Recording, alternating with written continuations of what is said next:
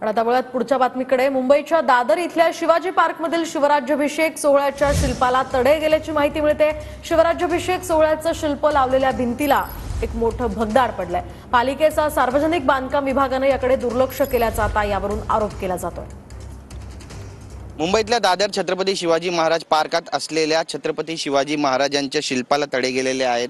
भगदाड पडलेली आहे. घाणीचं साम्राज्य ही सगळी दृश्य आपण पाहू शकता की छत्रपती शिवाजी महाराजांचा अश्वरूढ पुतळा ज्या ठिकाणी अगदी त्याच्या समोरच्या बाजूलाच हे शिल्प उभारण्यात आलेलं आहे आणि छत्रपतींची एक आठवण म्हणून हे शिल्प खरं तर उभारण्यात आलं होतं. मात्र आता आपण याची दयनीय अवस्था या ठिकाणी पाहतोय. ठिकठिकाणी आपण पाहतोय की होल झालेले आहेत, भिंतीला रंग उडालेला आहे आणि अत्यंत दयनीय अवस्था या शिल्पाची आहे. खरं तर छत्रपती शिवाजी महाराजांचा इतिहास सांगण्यासाठी हे शिल्प या ठिकाणी उभारण्यात आलं, पण याकडे न महानगरपालिकेचं लक्ष आहे, न PWD विभागाचं लक्ष आहे. सार्वजनिक बांधकाम विभाग नेमकं करतंय का असा सवाल सुद्धा या निमित्तानं उपस्थित केला जातोय आणि याची जबाबदारी नेमकी कोण घेणार आहे हा सुद्धा आताच्या घडीचा सगळ्यात मोठा प्रश्न आहे. कॅमेरा पर्सन योगेश सावंतसह गिरीश गायकवाड, TV9 मराठी, मुंबई.